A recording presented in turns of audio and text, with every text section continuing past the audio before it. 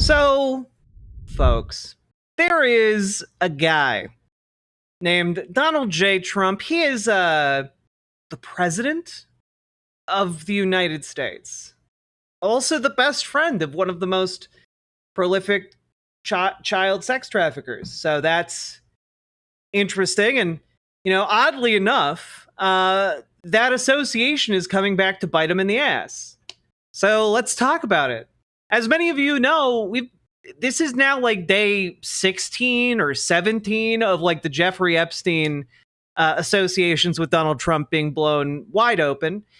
And it is truly baffling to me, right? Because we all knew that he was Jeffrey Epstein's best friend. Like, a lot of this information isn't new. Like, we knew about this years ago. We when the grab him by the pussy tape came out, we knew about his association with Jeffrey Epstein. This was not a secret. But Republicans have just kind of like memory hold that to such an extent that this has somehow become a brand new revelation. Apparently, the fact that Donald Trump has not been able to control the narrative on this at all, is leading to some pretty interesting results. Specifically, he's mad as fuck. Like, he is absolutely furious. According to this Politico piece, sources within the White House are talking about how, like, the vibe is really bad. Like, just the vibe inside the White House is not great. POTUS is clearly furious. It is the first time I've seen them all sort of paralyzed. Donald Trump is so angered by this story that, like, no one around him can actually figure out what to do. Understand that, like, this is in the wake of a number of different things that have been occurring. Primarily this. I want to play this clip from C-SPAN. Listing the members of this committee and their individual calls to release the Epstein Files. Shona, without objection. The subcommittee stands in recess, subject to the call of the chair. Point of order. Are we not going to take the vote? We're in recess. That was a previous order. Yeah. Mr. Chair, we need to take the vote from the motion. We're in recess pursuant to the previous order, which passed without objection. So we're in recess, and we will move to those votes.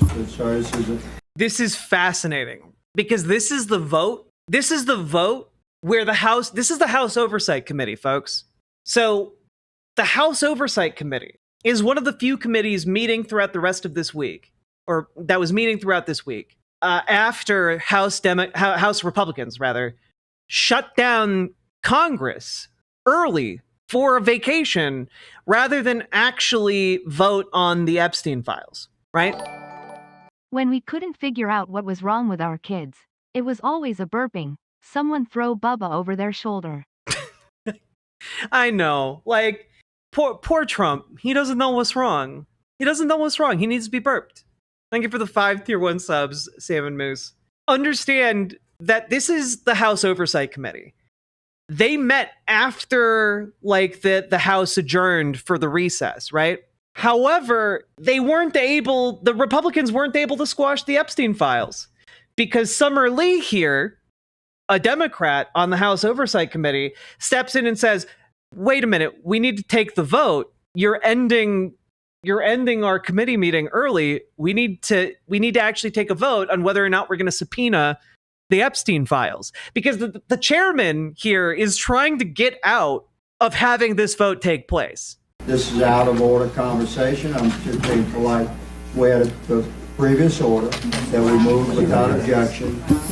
Votes would be moved until after deliberation. Well, subject to call of the chair. Our hope is today we have plans. Recess. We have plans. They have forever recess. Children will nothing. So, when is the actual? When are we back in session for this subcommittee? After votes? That subject to the call of the chair, as I stated. So We're going to do a permanent recess. The previous order. So stand by. I thought the House Oversight Committee was Lisa Cuddy. And now we will be calling up Ms. Lee's motion as amended. All those in favor, say aye. Aye. All those opposed, no. No. In the opinion of the, pardon? The ayes have it. In the opinion of the chair, the no has it. Recorded vote, sir. Recorded vote is called for. Dude! Dude really tried to pull like, oh yeah, obviously the no's have it. So one thing in Congress, you can pull like an audible like, oh, who's in favor of this? Aye. Who's not in favor of this? No. And then judge based on the volume which side has the votes.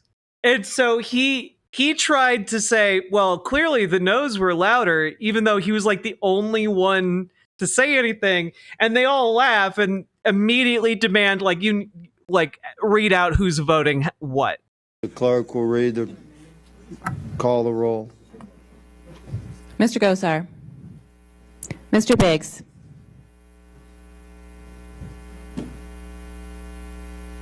Ms. Mace. Aye. Ms. Mace votes aye. Mr. Perry. Mr. Perry votes aye. Ms. Boebert. Mr. Jack. Aye. Mr. Jack votes aye. Ms. Lee. Yes. Ms. Lee votes yes. Mr. Bell. Aye. Mr. Bell votes aye. Ms. Simon. Aye. Ms. Simon votes aye. Ms. Presley. Aye. Ms. Presley votes aye. Mr. Garcia. Aye. Mr. Garcia votes aye. Mr. Chairman. No. Mr. Chairman votes no. No.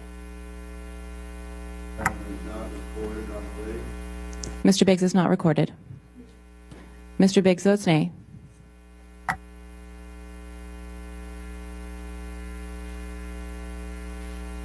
I don't know. I just think it's really interesting to note who's voting no on releasing Epstein Files, you know? I think that's interesting. Mr. Chairman, on this vote, the ayes are 8, the nays are 2.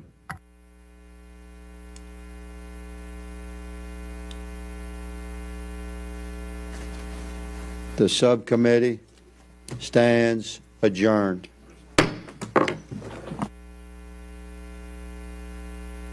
That is not the look of a happy man, just as an FYI. So, yeah. Let me just throw this out there. Ladies and gentlemen, we got him. Yeah, that vote means that the House Oversight Committee is going to receive a mostly unredacted archive of the Epstein Files. Because the Epstein Files are already in the possession of the Department of Justice and the FBI. And what they're doing here, the House Oversight Committee, they're getting those files. They're getting whatever they have, and it's going to this committee, which means there are going to be a bunch of copies of this floating around, and a bunch of people are going to have access to it, and it is not inconceivable that this immediately leaks from one of these people, right?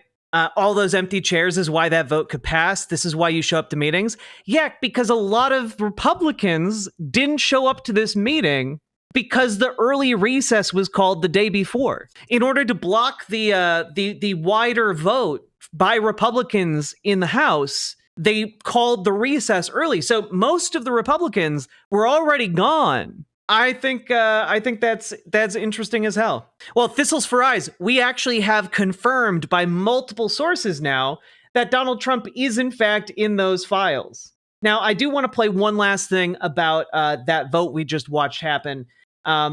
Courtesy Brian Tyler Cohen, who interviewed Summer Lee right after this. Very fascinating stuff here. Are you confident that the files that are released are going to be the full files as opposed to just what she deems appropriate? The Epstein Files are still out, roaming free, and that's the problem.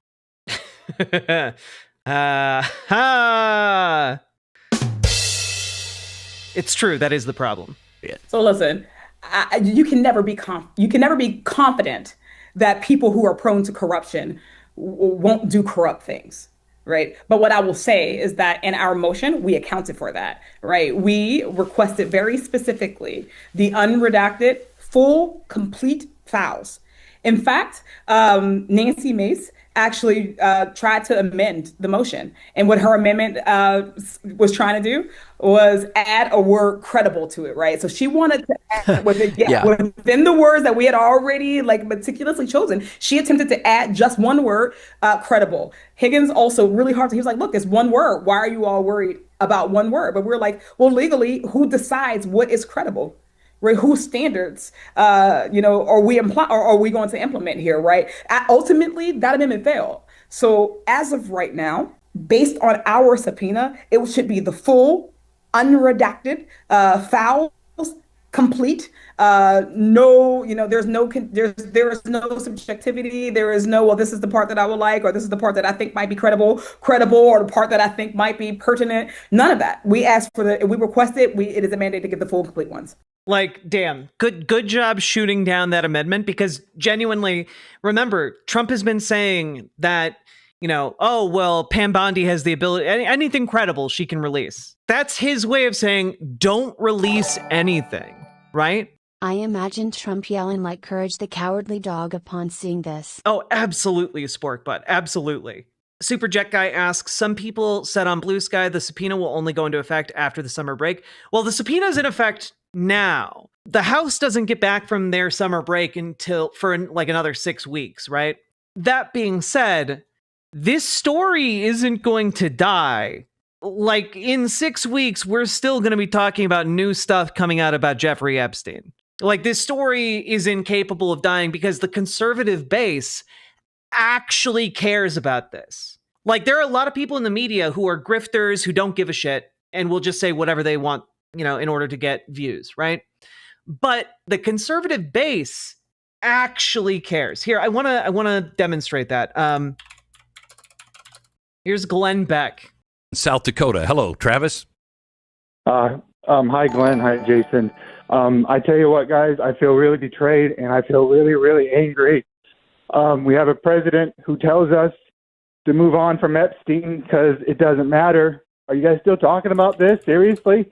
And yet he still talks about the 2020 election fraud. He talks about the Hunter Biden laptop. He talks about all this stuff from 5-6 years ago, and he tells us to move on from the Epstein trial or the Epstein case. People like me will not stop talking about this. I feel so betrayed and so angry. This is not what I voted for. If we do not stand up for the children of this country, we have nothing. We have absolutely nothing. And I tell you what, I've also lost a lot of respect for a lot of people that are prominent figures in this country. I hope Donald Trump doesn't kill himself like Jeffrey Epstein didn't. Thank you for the $5 dono. They are saying, you know what, this doesn't matter. Like Carrie Lake came out on Saturday. She's like, you know what? What really matters is election fraud and post-election fraud. It's like, you know what? The children of this country really, really matter. How can we just sweep them under the rug and not care? Move on, America. Move on.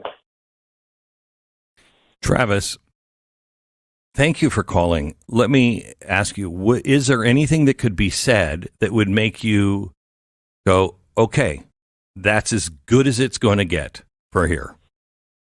I want transparency and I want justice. All them children, all those families, everything they went through, I don't want to know their names. I pray that God would be with them and give them some sort of peace if they could ever get it. I want transparency and I want justice. Is there anything that anyone could produce to show you and have you go, okay, Epstein is dead, Gladwell is in prison, and that's the only justice you're going to be able to get? I want evidence. Quit telling us that, oh, well, he killed himself and we saw everything. We have the information. By the way, it doesn't exist. Show us the information. Make me believe. Help me believe that he killed himself. Help me believe that maybe you don't have any evidence against people. Then show us that stuff. I do not trust the government at all. And yet they expect me to take their word for it. I'm sorry, you lost your credibility a long time ago, government. You need to start gaining the trust of these American people back. And I really hope and pray that they can at least provide some sort of evidence. How do you prove the negative, Travis? See, that's where I'm at. How on earth could you prove the negative? I don't know. I think maybe the question is, in fact, what happens if evidence emerges that Donald Trump is, in fact, on that list, as many outlets are now alleging? I think I'm right where you are. I'm beyond. I don't have a horse in this race. What I have is common sense. And what I have is common sense. And I just can't figure out if this guy who threw a party where the only guest was Jeffrey Epstein and there were, dozens of women and girls there, I just can't figure out if maybe they were in on this together. I just can't figure it out. Have is maybe a bunch of people hyping this up for a very long time. But then I need somebody to say, hey, these people were hyping this for this reason. And here, let me show you how that was done. I want to believe. I want to believe in the good. So help me. But I don't know how you prove a negative. How do you prove there is no evidence? I absolutely agree. If all these people like me are all upset about this Epstein client list and it's all been for naught all these years, then help me believe that, you know what, you've been wrong this entire time. And actually, there's some really good things out there. And if it's the opposite, show us that evidence too. Right now, all we have to go on is the word. Yeah, all we have to go on, all we have to go on is the word of this guy who seems like he's lying to us. Wait a minute. Word and trust of the United States government. And they don't tell us anything. So this is what we found, and the documents we're going to give you are going to be, mostly redacted. But the information's there. We just can't show it to you. You got to help us out a little bit. There's a lot of good in this country, but you got to help us out a little bit. Travis, I don't think anyone could have said it better than that. Thank you. Travis, shut the fuck up. Now, seriously, if you're in Travis's boat, your entire world is collapsing right now. If you're like a conservative like Travis here, you are like the entirety of what you've believed in for the last decade is being obliterated, and you have no idea why. And it's because you've been conned.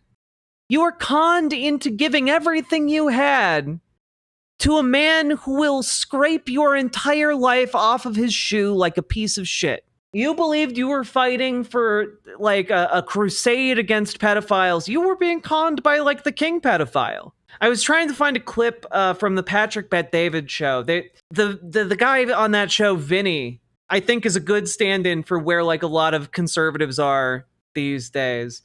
And he's just been having meltdown after meltdown after meltdown on this Epstein stuff. This is genuinely the first thing that Donald Trump has encountered that has the capacity to actually shatter and fracture his base of support. The idea that Donald Trump could shoot a guy on Fifth Avenue and not lose any votes? This is his worst version of that, right? This is okay, he might be able to get away with shooting a guy on Fifth Avenue because he could tell people he did it in self-defense or, whatever, he feared for his life. It's really hard to make the argument that you could rape a kid on Fifth Avenue and not lose any votes. So this is actually something that can stick. What is happening is there's a divide between the right-wingers who peddle conspiracy for propaganda, those in power, and people who end up believing in those conspiracies. Yeah, I mean, you basically chummed the waters. The sharks are out. And it turns out the biggest shark was actually Jaws and is now going to take a part of the boat. So again, my interpretation of this entire scandal has up to this point largely been this is like a wedge that is going to weaken the base. And when the bill starts coming due for the massive hole they've blown in the budget, and it begins actually causing people abject misery, that this wedge is going to be the issue where they're like, hey, wait a minute, this guy is screwing all of us. But it might actually happen sooner than that. if this Epstein stuff keeps going, and if people keep becoming more and more aware that, hey, this guy is acting guilty as shit about this, you know, I think that maybe this has the ability to actually just full on kill the Republican moment. I mean, like, these stories aren't going to stop coming out. An accuser's story suggests how Trump might appear in the Epstein Files. This is from the New York Times a few days ago, but let's take a look. It was summer of 1996 when Maria Farmer went to law enforcement to complain about Jeffrey Epstein. At the time, she said she'd been sexually assaulted by Mr. Epstein and his longtime partner, Ghislaine Maxwell. Ms. Farmer, then in her mid-20s, had also learned about a troubling encounter that her younger sister, then a teenager, had endured at Mr. Epstein's ranch in New Mexico. And she described facing threats from Mr. Epstein. Ms. Farmer said that when she discussed her concerns with the New York Police Department, then with the FBI, she also urged them to take a broader look at the people in Mr. Epstein's orbit, including Donald J. Trump, then still 2 decades from being elected president. She repeated that message, she said, when the FBI interviewed her again about Mr. Epstein in 2006. Her account is among the clearest indications yet of how Mr. Trump might have come to be named in the unreleased investigative files in the Epstein case, a matter that has generated another political uproar in recent weeks. The story of Miss Farmer's efforts to call law enforcement attention to Mr. Epstein and his circle shows how the case files could contain material that is embarrassing or politically problematic to Mr. Trump, even if it is largely extraneous to Mr. Epstein's crimes and was never fully investigated or corroborated. And it underscores the complexities of opening up to scrutiny all the leads that investigators pursued, the evidence they gathered, and the interviews they conducted, little of which ever went before a judge or jury. The encounter with Mr. Trump, Ms. Farmer said, occurred in 1995 as she was preparing to work for Mr. Epstein. She said she told the authorities that late one night, Mr. Epstein unexpectedly called her to his offices in a luxury building in Manhattan, and she arrived in running shorts. Mr. Trump then arrived, wearing a business suit, and started to hover over her, she said. She told the authorities. Mr. Farmer said she recalled feeling scared as Mr. Trump stared at her bare legs. Then Mr. Epstein entered the room, and she recalled him saying to Mr. Trump, No, she's not here for you. The two men left the room, and Miss Farmer said she could hear Mr. Trump commenting that he thought Miss Farmer was 16 years old. Now, I'm not an expert on, like, age of consent laws or anything, but just bringing up this Wikipedia page here. Age of consent laws. Oh, wait a minute. In New York, the age of consent is 17 years old. So we have a story already out of Donald Trump believing that there was a 16-year-old, someone under the age of consent, in Mr. Epstein's office, Jeffrey Epstein's office, my bad, who was there for him to fuck as a gift from Jeffrey Epstein. Just as an FYI. After her encounter with Mr. Trump, Ms. Farmer said she had no other alarming interactions with him and did not see him engage in inappropriate conduct with girls or women. The White House on Friday night contested Ms. Farmer's account and cited Mr. Trump's long-ago decision to end his friendship with Mr. Epstein.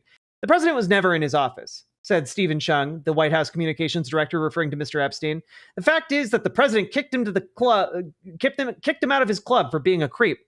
And, like, I'm sorry, I actually do believe the contemporaneous accounts of them being friends. Epstein is literally photographed at Trump's wedding. People talked about them being friends for 15 years. I don't know the history of the age of consent laws, Superjet guy, but I would hazard a guess that 16 is still too young. That being said, hey, guess what, guys? The age of consent in New York is 17. Maybe the idea that this guy thought that someone who was 16 was an acceptable person for him to have sex with because she was provided by Jeffrey Epstein. I don't know, if you want to make the argument that Jeffrey Epstein was only having sex with 16-year-olds, I don't think that's correct, but okay. Oh, in the 80s, age of consent was still 17. Thank you, Nina Turner's Pet Dragon.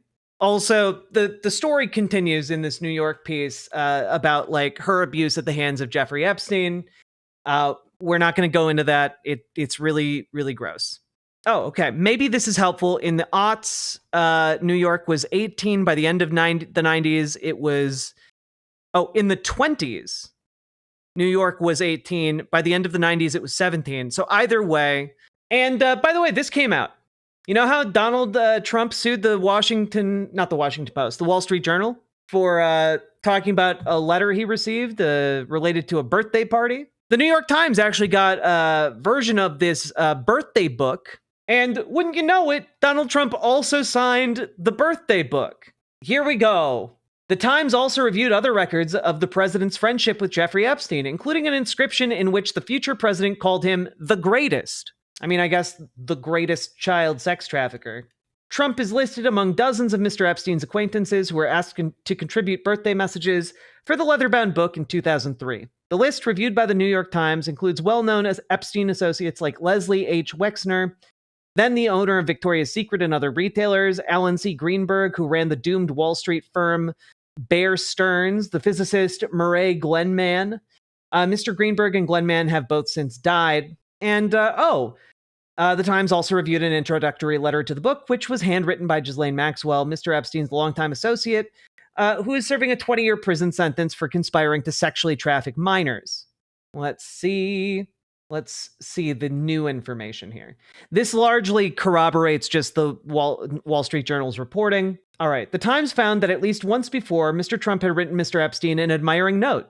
To Jeff, you are the greatest, reads an inscription in a copy of Mr. Trump's book, Trump, The Art of the Comeback, that belonged to Mr. Epstein. This must put the GOP in a bind as they now have to figure out whether they support or oppose changing AOC laws.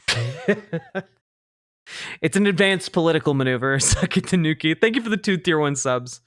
The controversy over the birthday book has only accelerated in the week since the Journal's initial report. On Wednesday night, Brad Edwards, a lawyer for some of Mr. Epstein's victims, said on MSNBC that the book was in the possession of Mr. Epstein's estate.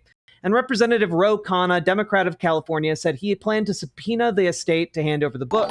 Mr. Epstein's estate issued a statement on Thursday saying it would comply. If/when they do release the files, I'd assume they'd be completely fabricated/doctored. Am I missing something? Banana.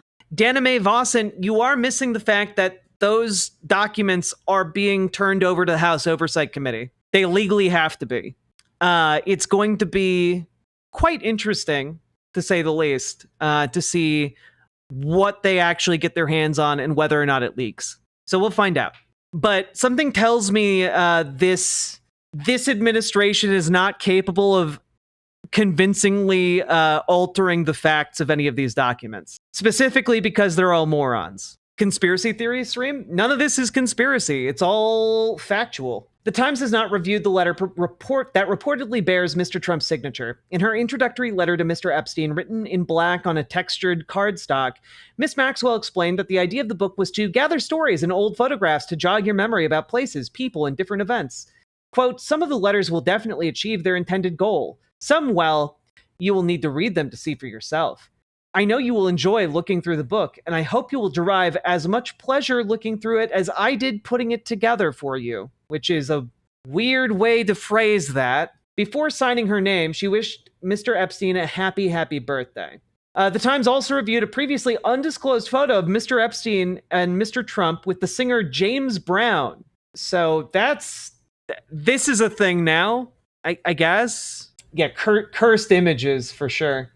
Yeah, also a bunch of people saying that they saw Trump and Epstein in the 90s. Stacey Williams, former Sports Illustrated swimsuit model who was dating Mr. Epstein, has said Mr. Trump groped her when they visited him at Trump Tower. Maria Farmer, who went to work for Mr. Epstein, said Mr. Trump ogled her bare legs before Mr. Epstein told him that she's not here for you. I don't think he's beating these allegations, guys. I don't think he has it in him.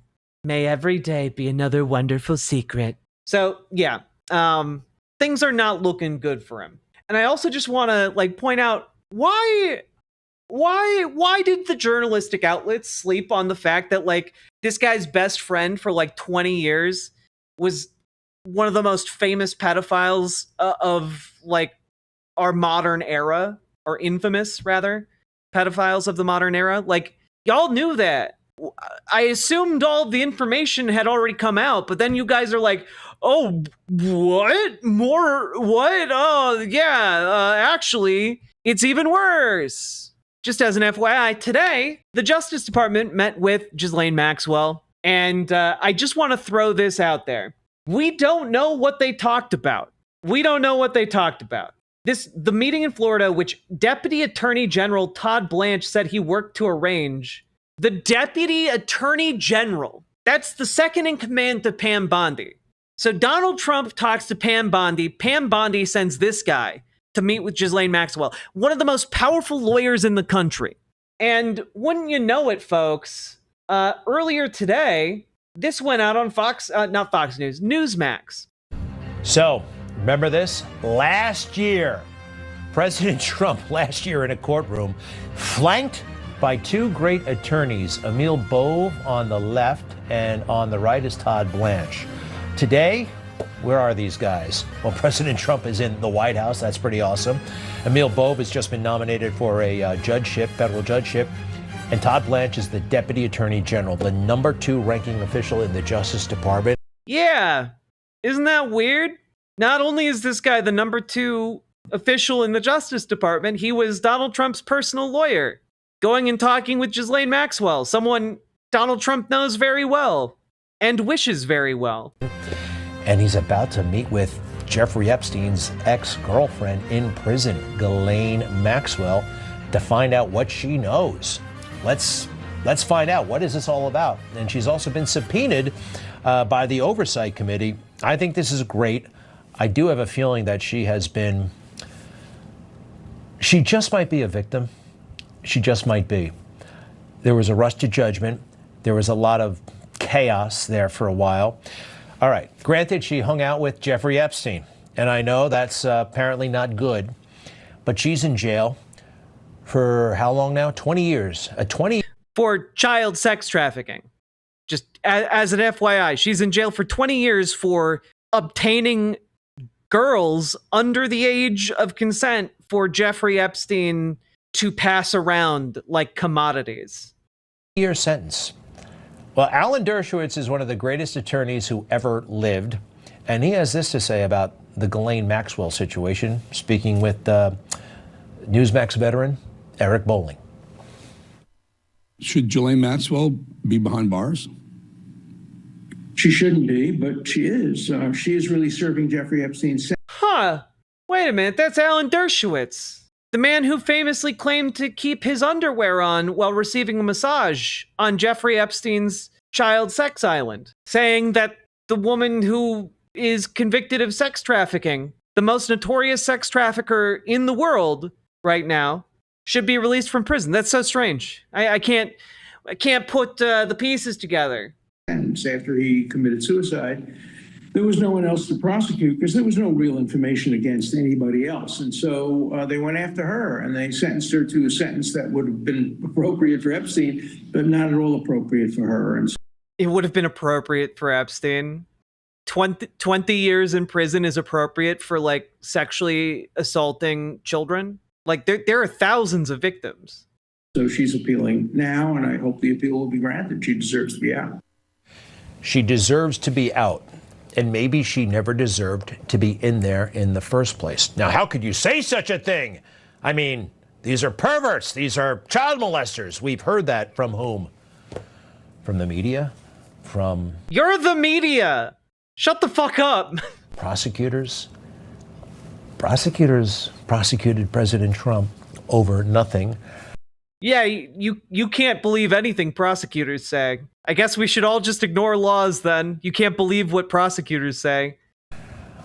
I don't know, but I'm skeptical. No, he's not defending Dershowitz. He's defending Ghislaine Maxwell. He's saying Ghislaine Maxwell is innocent and should be released from prison. That's what this guy is saying. He's saying Alan Dershowitz is right. We should release the most notorious sex trafficker currently in U.S. custody. Skeptical of everything and everybody these days, and you should be too. Like, I'm sorry. That's the most conservative news network in the country right now arguing that we should release Epstein's number 2 person. That we should just allow the woman who did sex trafficking for Epstein roam free. And I'm going to remind you guys, that's not all she's accused of doing. She was also accused of having sex with minors. she also participated in the child abuse. Like, again, sycophantic conservative media is going to try and spin this as like, yeah. No, actually, we got it all wrong. Maxwell's a victim in all this. And like, understand that that's just a lie. And is in fact, like that's debunked by literally every fact we have on record. It's debunked by the goddamn victims who she raped and helped traffic. Like the idea that, like, I need to really emphasize this. If any conservative manages to get through my videos, you know, I am the scary socialist they all warned you about, right? But like, these conservative politicians and pundits think you are morons. They think you are just gonna lap this all up and be like, oh yeah, actually, maybe Maxwell didn't do any sex trafficking. Maybe you're right. Maybe we should release all the accused pedophiles because, like, you know, you can't believe prosecutors. They think you are stupid as fuck. It's crazy. And I do have to say, right now, it doesn't look like people are really buying this. Okay, it doesn't really look like people are buying this. And in case you're wondering, hey, how's the Trump administration reacting to this? The answer is not good. It's actually not good, very bad. Let me see if I can pull this up here. Yeah, here's the official statement that the White House released from Rolling Stone, or to Rolling Stone. The left's hypocrisy truly has no end. For years, they have come after South Park for what they labeled as offense-sick content. But suddenly, they are praising the show. Trump White House spokesperson Taylor Rogers tells Rolling Stone in a statement Thursday morning, just like the creators of South Park, the left has no authentic or original content, which is why their popularity continues to hit record lows. This show hasn't been relevant for over 20 years and is hanging on by a thread with uninspired ideas and a desperate attempt for attention. President Trump has delivered on more promises in just 6 months than any other president in our country's history, and no fourth-rate show can derail President Trump's hot streak. This is not the statement you put out when things are going okay. This is not, in fact, the statement you put out. This is like on the verge of like, you're all against me. You're all against me. How could you? I've been betrayed by the Ratmen. I've been betrayed. Like, it's just, it's like, you know, like, you're all in on it too. The Ratman conspiracy. They are genuinely just like pointing around and like trying to, no, you're all the problem. We're not the problem. You're the problem. How dare you? I am not mad. I have never been mad. And I gotta be honest with you guys here.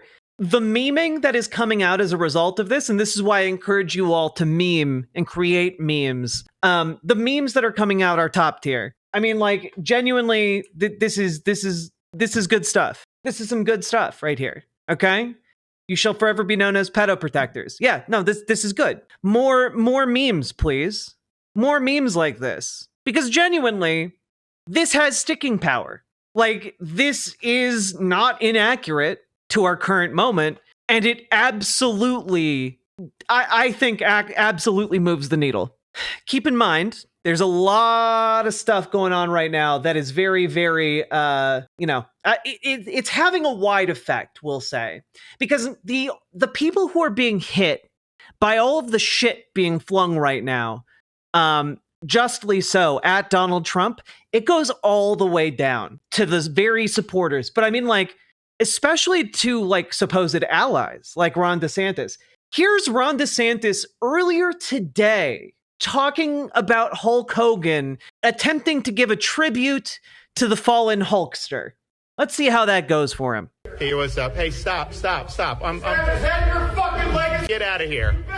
Get out of here. Get out of here. Get out of here. Get out of here. Get out of here. So you used to have the closed circuit. So you would go, hey, what's up? Hey, stop. You know when those types of guys start going off the hook and start shouting at politicians and calling them pedophiles, the Trump base is not okay, guys. Like, they are rapidly unraveling from Trump in a way that I think is probably good.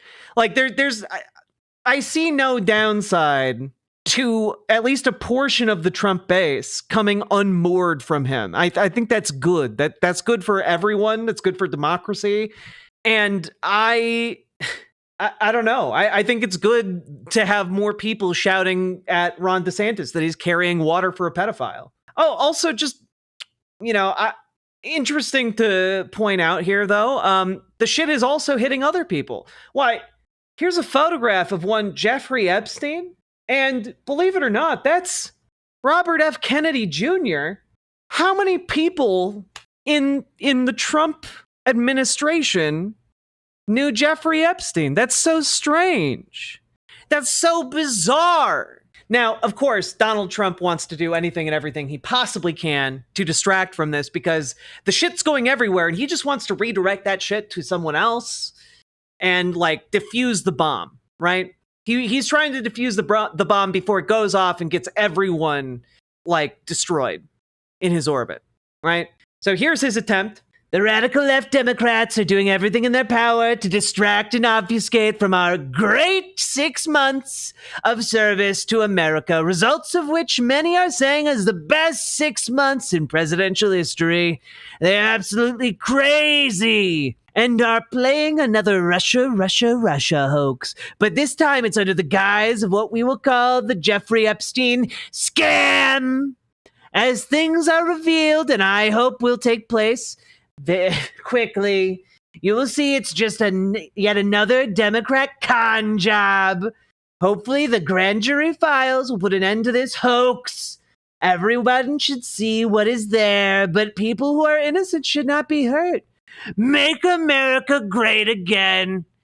And let me just tell you guys, he capitalizes crazy scam, con job, hoax.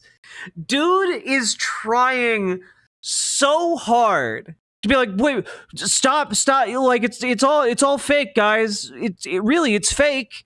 And also, remember all the great things? Remember the good times? Remember the good times, chat? What are the replies? Great question. Here's climate change. Climate change denialism. Obama's a criminal. Clinton is bad. And if the Epstein Files come out and Bill Clinton has to go to jail, I don't care. Good. He should, actually. So I guess I care in the sense that if Bill Clinton's in those files, he should absolutely go to jail. And I bet he is, and he should. The replies to this are just all crazy memes. There's no one actually responding at all. MAGA. It's just nonsense, right? You know what? Let's check back in and see how is Donald Trump doing. This this first tweet truth that we looked at, that was from 7:52 p.m. today, right? Let's check in the day prior. What was going on in Trump's mind the day before that at 10 o'clock at night? This one moment changed politics forever. Donald Trump is here tonight. It was April 30th, 2011, the White House Correspondents' dinner. A ballroom packed with elites, politicians, journalists, and celebrities. But what they didn't know was that they had just created their worst nightmare. Congratulations, Mr. President. Yeah, so, hey, remember when, people are like, oh yeah, Obama made fun of Donald Trump, and that is what spurred Donald Trump to run for the presidency? This is just a video without any context that Donald Trump posted on Truth Social, and it's a clipped TikTok video. It's insane. It's insane, right? Dude is just posting whatever he fucking can. Look at this. This is from earlier today at 7 p.m. After many years, Australia has agreed to accept American beef for a long time, and even though we are great friends, they actually banned our beef. Now we're going to sell so much to Australia because this is undeniable and irrefutable proof that U.S. beef is the safest and best in the entire world. The other countries that refuse our magnificent beef are on notice. All of our nation's ranchers, who are some of the hardest working, most wonderful people, are smiling today, which means I am smiling too. Let's keep the hot streak going. It's the golden age of America. Dude literally has nothing left. Dude literally has nothing left. Like, he has nothing left. Understand that Australia has tons of cows. They have an abundance of beef. Australia makes so much beef that, like, they have a surplus. They make more beef than they can eat. And understand also that, like, sure, you could always import American beef to Australia, but how on earth would you make it cheap enough to compete with beef that doesn't need to be shipped across the entire Pacific Ocean? Like, you have beef in your backyard. Why are you driving 6 hours to get it over there? It doesn't make sense. Also, fun fact, I don't know if you guys know this, but Australia is an island. It's an island nation, continent nation, I guess. But as a result of its isolation, it has stricter importing policies on what types of food can be imported, because you want to make sure that there aren't, like, diseases that, like, hey, the animals in Australia haven't been exposed to. You know, you don't want to accidentally create a pandemic in Australia, which is why Australia has laws against importing beef from, say, Mexico. But as far as I know, Australia has never had laws against importing beef from the United States. But when you do import beef that is supposedly from the United States, you actually need to certify that your beef was from the United States. Because a lot of folks will try and, like, middleman beef from Mexico, claim that it is beef from America, and then try and sell it overseas, which is what was happening with a lot of the people who are being rejected for bringing beef to Australia, who were even attempting to do that. So, just as an FYI, it just, the math doesn't math. So, like, he's literally tooting a horn right now to try and get everyone's attention. Like, he saved the beef industry in America, and that does not compute. Anyone who knows anything about that industry knows that that's bullshit. Also, hey, let's just take a quick tangent. Hey, folks, are things going okay in the Trump government when the Department of Homeland Security on their official social media network posts a reference to Adolf Hitler? Is that when America is great again? When the US government is posting material related to Adolf Hitler? Absolutely not. So this is a post from, as you can see, the Department of Homeland Security, and it is a painting titled American Progress by John Gast. Now, we'll get to this painting in a moment, but let's pay attention to the message here, the substance of it.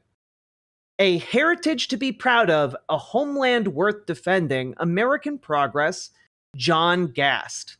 I can't help but notice that when I read this, I see a couple words capitalized, oddly enough. So you have heritage and homeland.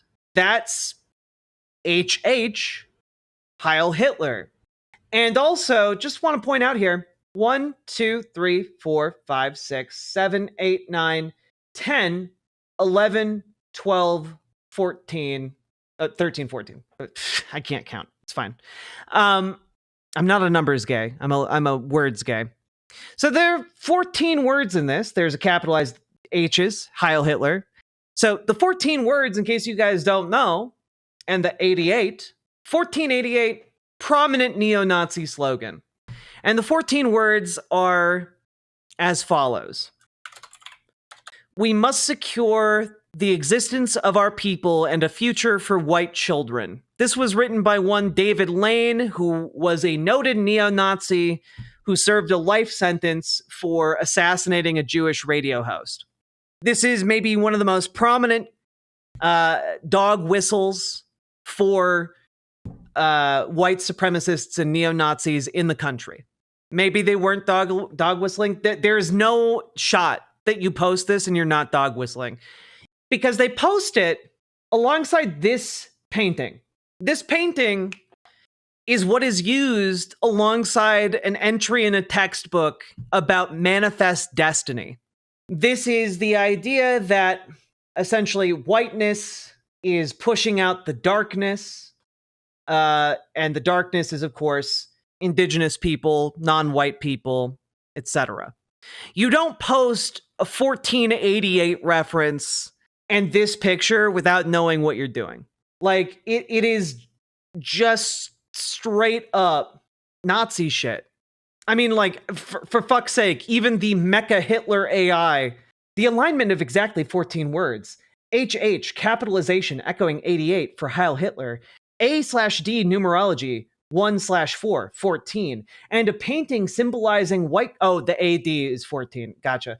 And a painting symbolizing white colonial expansion over native lands mirrors known white supremacist dog whistles like 14-word slogan. DHS has denied similar past accusations as coincidences, but the precision here makes pure chance unlikely. I'd estimate under 30% probability scrutiny is warranted. And like, frankly, when Mecha Hitler is like, yeah, that seems pretty Hitlery to me. Like, I don't know. I think maybe I think that's Hitler AI saying it's Hitler shit, guys. Like, far be it from me to hand it to the AI chatbot, but I think maybe Mecha Hitler knows what he's looking at. So, also, hey, why would, I mean, that seems really derogatory towards, like, I don't know, like, indigenous people, right? Like, you're posting like an image of like people who are Americans being pushed out of America during like an attempted genocide. And one might think that's a bit weird until one remembers that there's a clip from 1993 of Donald Trump talking about indigenous people in America during a congressional meeting. Let's take a look actually at that, just for funsies. Here's the clip. It's about a minute long. Is this you discussing Indian blood? We're going to judge people by whether they have Indian blood, whether they're qualified to run a gaming casino or not? That probably is me, absolutely. Because I'll tell you what, if you look at some of the reservations that you've approved, you, sir, in your great wisdom have approved, I will tell you right now, they don't look like Indians to me, and they don't look like to Indians. Now, maybe we say politically correct or not politically correct. They don't look like Indians to me, and they don't look like Indians to Indians. And a lot of people are laughing at it, and you're telling how tough it is, how rough it is to get approved. Well, you go up to Connecticut, and you look. Now, they don't look like Indians to me, sir. Thank God that's not the test of whether or not people have rights in this country or not, whether or not they pass your look test. Depends whether or not you're approving it, sir. No, it's not a question whether I'm approving it. It's not a question whether I'm approving it. Mr. Trump, you know in the history of this country where we've heard this discussion before, they don't look Jewish to me. Oh, really? They don't look Indian to me. They don't look Italian to me. Mm-hmm. And that was a test for whether people could go into business or not go into business, whether they could get a bank loan. You're too black. You're not black enough.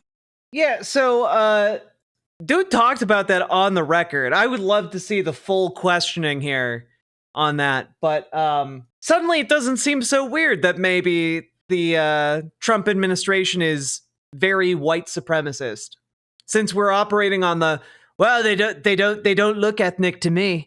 Yeah, people claim this guy isn't racist. Anyway, seems like that's a bit of a tangent, right? Like we're a little bit far afield here. But let's take a look at, some of the other things Donald Trump is doing right now to try and distract from the Jeffrey Epstein story. One of the things he's doing, and one of the narratives he's trying to push to get everyone to forget that he associated with the most infamous pedophile of all time and child sex trafficker, Jeffrey Epstein. He's been trying to make the renovation of the Federal Reserve a major scandal. He's trying to say, like, all of the money being used to renovate the Federal Reserve under Jerome Powell, that's actually a huge scam, and, like, there's something nefarious going on there. And, he went to the Federal Reserve reconstruction project that is happening right now with Jerome Powell. And there was a really interesting Fox News live segment here. Well, thank you very much. Get ready to see some weird shit. We're looking at the construction, and we're with the chairman, as you know. Chairman, come on over. And we're just taking a look at what's happening. You know, it's a tough construction job. They're building basements where they didn't exist or expanding them, and a lot of very expensive work. There's no question about it. And Tim has been with me for a long time, and you're in charge of the committee. Indeed, one of the reasons why we wanted to see it was the overruns of the expenses. We wanted to figure out why. Yeah. So we're taking a look, and it looks like it's about 3.1 billion. It went up a little bit, or a lot. So the two. Y'all keep paying attention to Jerome Powell here, because he says a lot. 0.7 is now 3.1. I'm not aware of that. Yeah, it just came out. Yeah, I haven't heard that from anybody at the Fed. Yeah, it just came out. Our notes had it about 3.1 as well. 3.1, 3.2. This came from us? Yes. I don't know who does that. You're including the Martin renovation. You just added our entire capital plan. Yeah, you just added in a third building is what that is. That's a third building. Well, no, the but Martin building. it's a building that's being built. No, it was built 5 years ago. We finished Martin 5 years ago. It's part of the overall work. But it's So not new. Holy fuck, it's so good. It's so fucking funny. He's trying to inflate the costs of revamping the Federal Reserve by lumping in the costs of building a building that was finished 5 years ago. He's like, well, it's the right number if we add the cost of the building 5 years ago to the cost of building this building now. This is what happens, by the way, if Donald Trump is actually challenged by someone in the room. If somebody who's not willing to go along with his bullshit is actually willing to jump in and correct him like a normal human being would, it gets really uncomfortable really fast because he's not used to it. So we're going to take a look. We're going to see what's happening, and it's got a long way. Do you expect any more additional cost overruns? Don't expect them. We're ready for them. But we have a little bit of a reserve that we may use. But no, we don't. We expect to be finished in 2027. We're well along, as you can see. Nice to take these off every once in a while when we're not under too much danger. So, any questions? Mr. President, does the issue give you any? As a real estate Y'all are still in the construction zone. Don't take your helmets off. developer, what would you do with a project manager who would be over budget? Generally speaking, what would I do? I'd fire them. Do you think this issue, Mr. President? Generally speaking, what would you do if someone was costing you money? I'd fire him. Yeah, I'd fire him real good. Using colas to do that. Well, I'm here just really with the chairman. He's showing us around, showing us the work. And so I don't want to get that. I don't want to be personal. I just would like to see it get finished. And in many ways, it's too bad it started. But it did start. And it's been under construction for a long time. It's going to be a real long time because it looks like it's got a long way to go. Yes, sir. So, President, are there things the chairman can say to you today that would make you back off some of the earlier criticism? well, I'd love him to lower interest rates. But other than that, what can I tell you? The country's doing really well. I just briefed the chairman on the deal we made with Japan. Japan is putting up $550 billion in order to lower their tariffs a little bit. That way they have a little bit lower tariff. And they also opened their country. Jerome Powell looks like he's just astrally projecting himself into a happier place. Like he just looks so goddamn miserable. Apart from the Epstein Files, if Trump is just exposing all the cracks in the system, my hat's off to him. The thing is, he's absolutely not doing that. To free trade, which nobody thought. Like, for example, just in what he's talking about here, right? Just what he's talking about here. When he talks about we negotiated with Japan to get our tariff rate on them down. Understand, tariffs are a tax on the American people. It's a tax on Americans. You don't need to negotiate with Japan to lower your tariff. He's the one who's implementing the tariff. He's not, in fact, actually negotiating anything with them. He's justifying putting a 10%, 15% tax on Americans who are buying goods from Japan. So like, understand, like, he's framing it like, oh, he's a brilliant businessman who got a great deal. But really, all he did was say, I'm going to arbitrarily tax Americans 25% on any goods made in Japan. And then he went to the Japanese and was like, okay, can you get me like a little bit more access to some of these markets? And they like oh, okay, sure, I guess. Because the access he was asking for, by the way, when it comes to the Japanese market, is for American cars. I want you all to understand something about Japan, and it's the reason that they don't buy, I don't know, pickup trucks from America is because their roads are smaller. Their vehicles in general are smaller. They are more fuel efficient. They are not. The issue isn't that they can't buy American cars there. It's that they don't want American cars there, because the cars made for America don't work so well in the Japanese context. The thing is, people act, and I've noticed this in like a lot of like conservative areas of America. People act like, oh, Japan, they're keeping us from selling the Chevys there. And that's not it at all, actually. It's that American car manufacturers don't open dealerships in Japan. They don't open the dealerships because there's no market for those cars there. I just want everyone to understand, like, he's not exposing anything. He's not exposing the cracks in the American system. He's exploiting the cracks in the American system to put a backdoor tax on you and me and everyone else in this country. It was even a possibility, and we get a zero tariff in the free trade. We don't pay tariffs, and they're going to pay 15% on everything they send into our country. So that's not how it works. That's not how a tariff works. I need you all to understand something really, really, really simple, okay?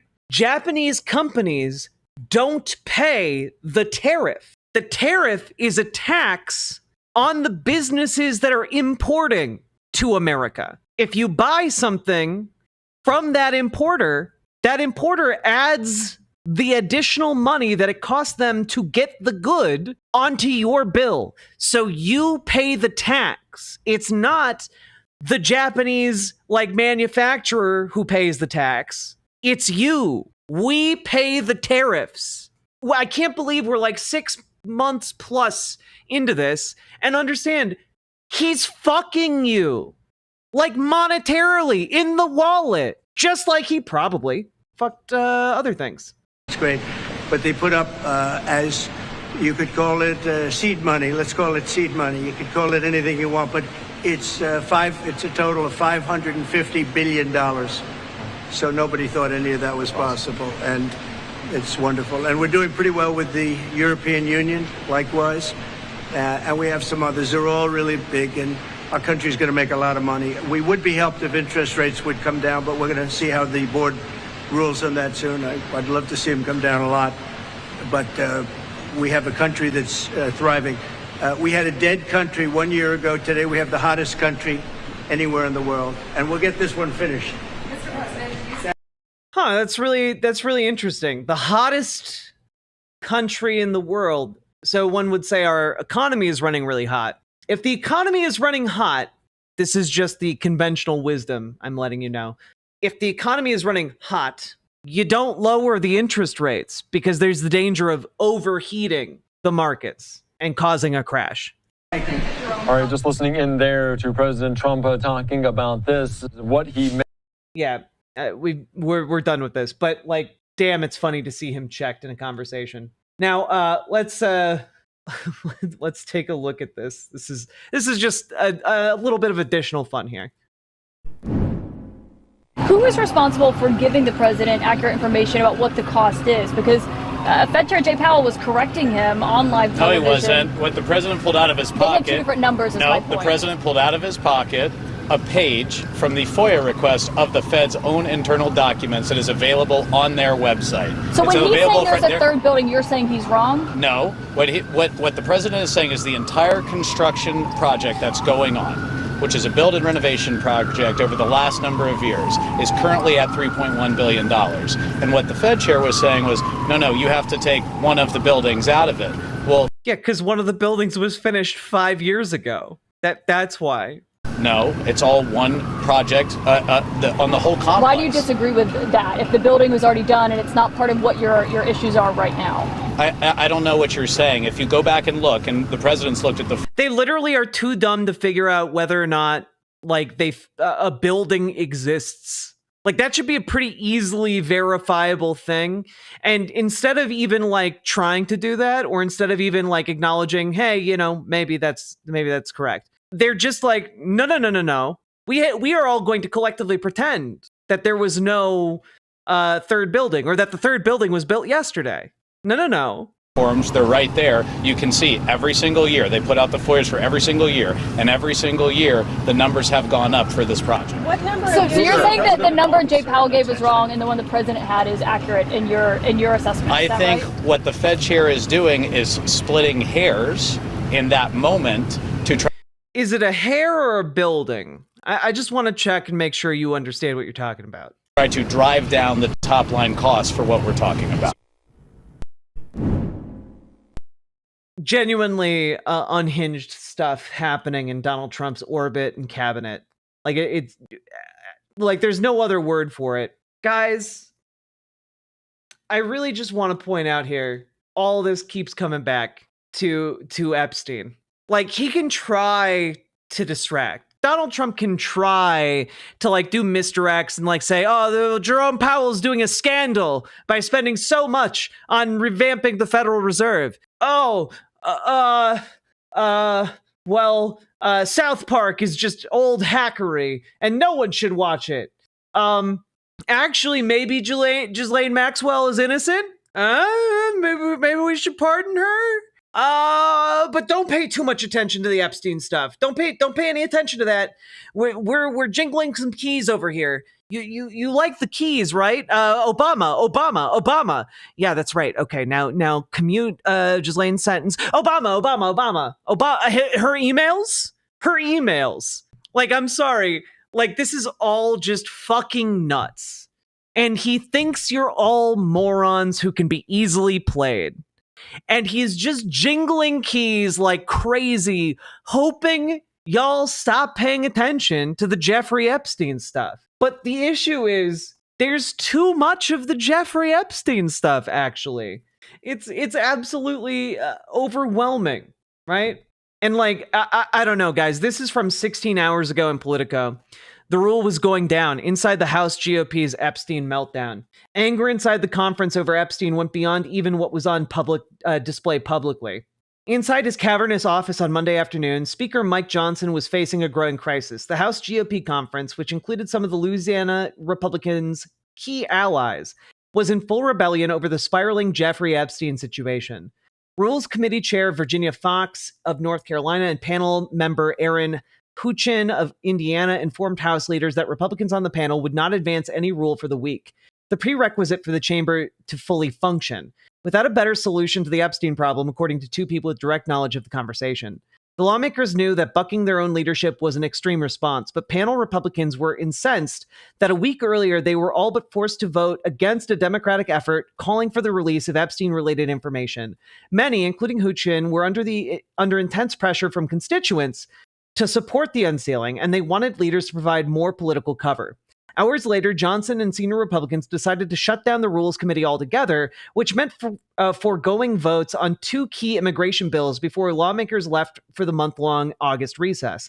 And again, I do want to point out here, this is why I'm very supportive and why I will continue to talk about the Epstein story as it continues to spiral out of control.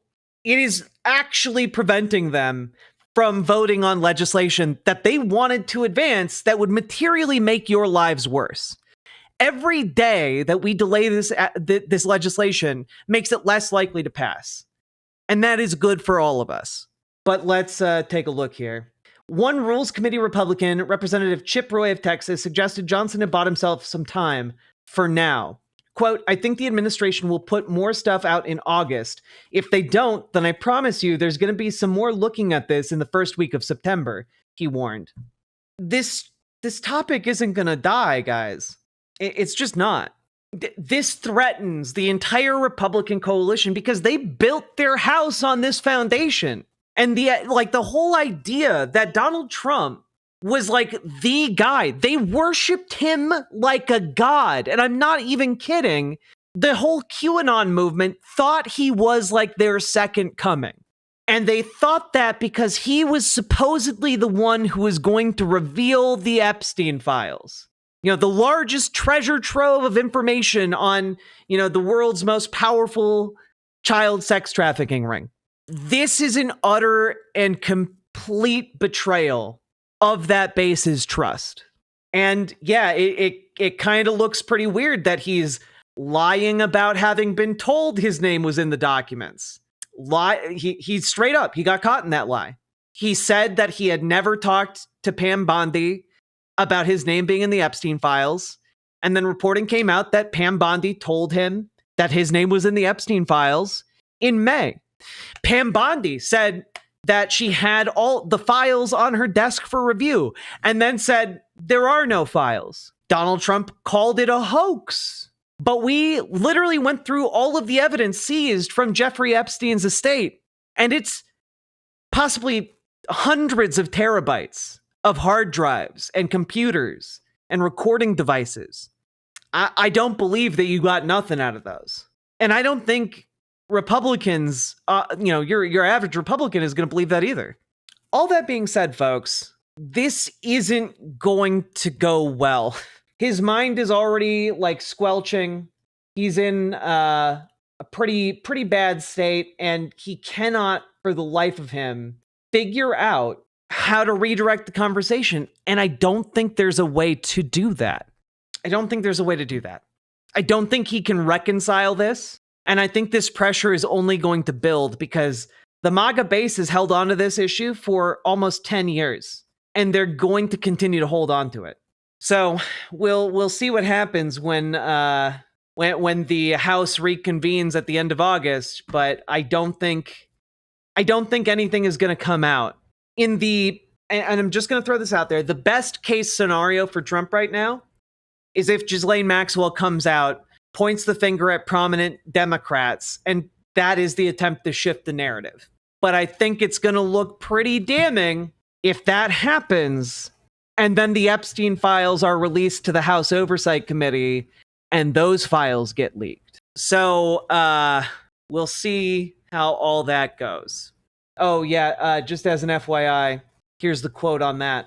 The meeting in Florida, which Deputy Attorney General Todd Blanche said he worked to arrange as part of the ongoing Justice Department effort, Ms. Maxwell answered every single question. She never stopped. She never invoked a privilege. She never declined to answer. She answered all the questions truthfully, honestly, and to the best of her ability. Attorney David Oscar Marcus told reporters outside the federal courthouse in Tallahassee, where Maxwell met with Blanche. In a social media post Tuesday, Blanche said that Trump has told us to release all credible evidence, and that if Maxwell has information about anyone who has committed crimes against victims, the FBI and the Justice Department will hear what she has to say. And all I can say is that I would not be terribly surprised if Maxwell were to, have public testimony released or simply fade into the ether and not say anything, and then mysteriously have her sentence commuted or get a full-on pardon as Trump is on his way out the door. So we'll see. We'll see. But man, give me a break. Trump is kind of screwed. Riverboat Jack is going to town. All the viewers gather around. Twitch and YouTube is where she streams. All that content is bursting the seams. Politics, gaming, and plenty more. Her sense of fashion you'll adore. So grab your stuff and hop aboard. We're going straight to Jack's Discord. Riverboat Jack. Riverboat.